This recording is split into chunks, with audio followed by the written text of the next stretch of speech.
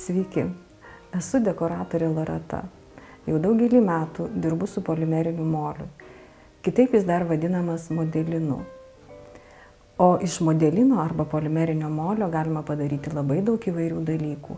Tiek papuošalų, tiek interjero papuošimų, įvairiausių žaisliukų. Ką galima padaryti ir įvairiausių technikų mes galim rasti naujai išleistoje knygoje Modelino enciklopedija. Ją išleido Alma Litera. Šioje knygoje yra daug įvairiausių pavyzdžių ir skirtingų technikų. Tai, ką jūs galėsite patys išbandyti ir pasidaryti. Štai šios knygos mes ir pasirinksim tai, ką šiandien darysim per pamokėlę. Štai yra labai gražūs auskariukai. Mes juos ir pabandysime daryti.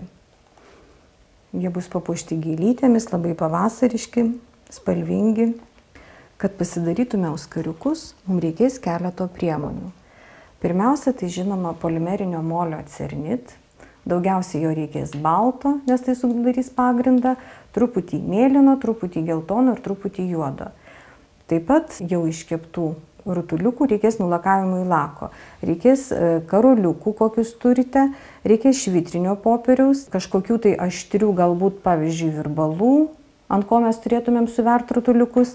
Reikės labai aštrios geležtės, įrankių auskarų suvėrimui. Ir kas svarbiausia, mums dar reikės kočiojimo mašinėlės, nes jinai mums sumaišys visas spalvas. Ir žinoma pagrindo, ant kurio mes dirbame. Pradžioje mes pasidarysim baltus rutuliukus ir pasistengsim, kad jie būtų visiškai vienodi. Todėl atsipjausim vienodus gabaliukus, juos su rankomis sušildysim.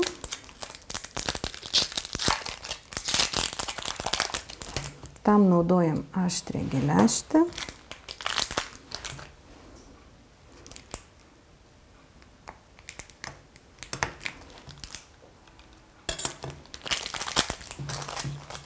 Padaliname į lygias dalis. Padalinom pusiau ir dabar sušildom abu gabaliukus tarp rankų. Galima šildyti po vieną, galima abu iš karto, taip greičiau, nes modelinas visada iš pradžių būna šiek tiek kietokas, po to jisai sušyla nuo rankų ir suminkštėja, iš jo patogiau ką nors daryti. Ir pradėjau nuo balto todėl, kad baltas yra šviesiausias, o jeigu mes naudosim pirmą kažkokią tamsią, pavyzdžiui, juodą spalvą, tai gali ištepti rankos toliau paimtą baltą. Ir bandom daryti rutuliuką.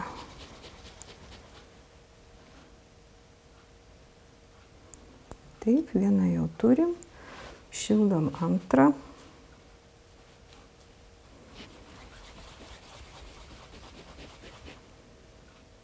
Na štai.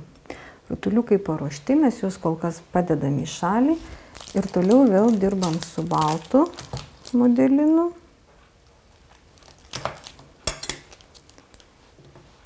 Ir galim iš karto atsipjauti ir mėlyną. Nes dabar maišysim dvi spalvas, baltą ir mėlyną. Ir stengsimės kočiojimo mašinėlės pagalba išgauti spalvų perėjimą nuo baltos iki mėlynos.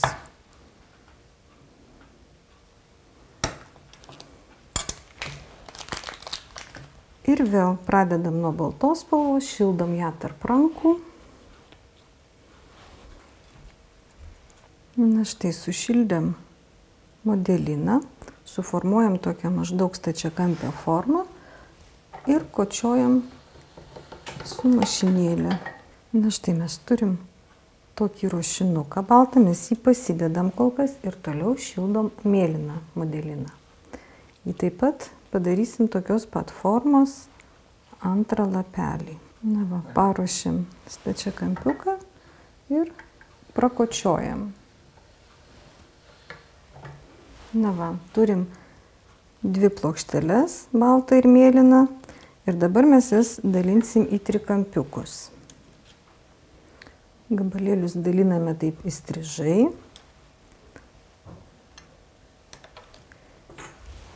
Mums reikės didesnės baltos dalies, ją ir pasiliekam, kadangi balta spalva bus daroma lapelio viduryje, O mėlyna spalva bus išoriai, tai mums reikės daugiau baltos spalvos. Dabar sujungiame abi spalvas ir sulipdome baltą ir mėlyną. Ir toliau mes vėl dirbsim su kočiojimo mašinėle ir visą laiką turim lenkti tik į vieną pusę prieš kočiojimą.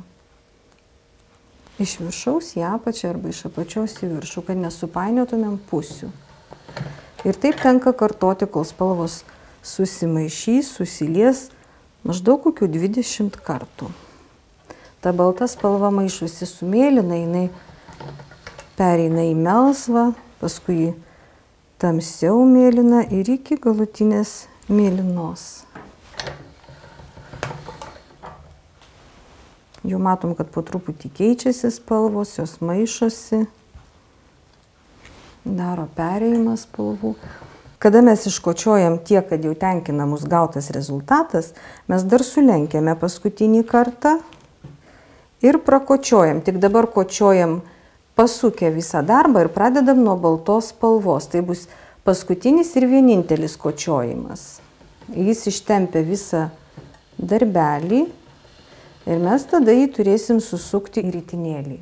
Mes pradėsim vynioti nuo baltos spalvos, ją užlenkiam ir susukam. Lapelio viduriukas bus baltas, o toliau jis pereis į mėlyną spalvą. Susupam viską kruopščiai, gavom tokį ritinėlį. Toliau truputį pakočiojam, kad suliptų visos spalvos labiau. Kraštelius nupjaunam, kurie nereikalingi mums. Vieną ir kitą pusę. Ir dar kartą pakočiojam. Jis šiek tiek suplonėja, pailgėja. Ir dabar mes pereisim prie juodo modelino. Jo reikės labai nedaug, bet jį mes taip pat iškočiosim, paruošim įdėti į lapelio vidų.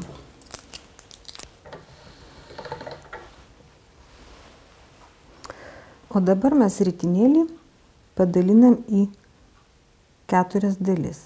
Stengiamės perpjauti pirmiausia per patį centrą. Ir dar 2 dalys.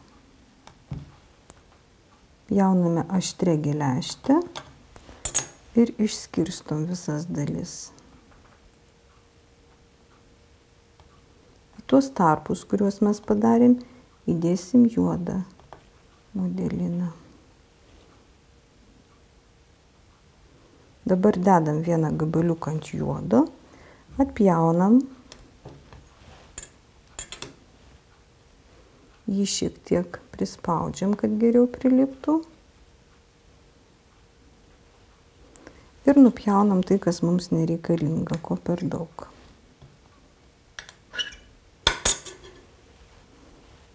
Prie jo galim prijungti iš karto antrą gabaliuką ir vėl dėti ant juodo modelino. Paspaudžiam ir nupjaunam.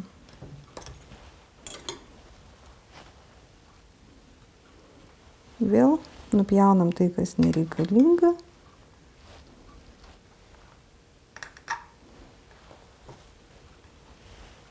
Ir prijungiam dar vieną gabaliuką. Uždedame paskutinį gabaliuką. Jeigu jis mums kažkuris atrodo per trumpas, jį galim paprasčiausiai patempti, pailginti ir suvienodinti visus.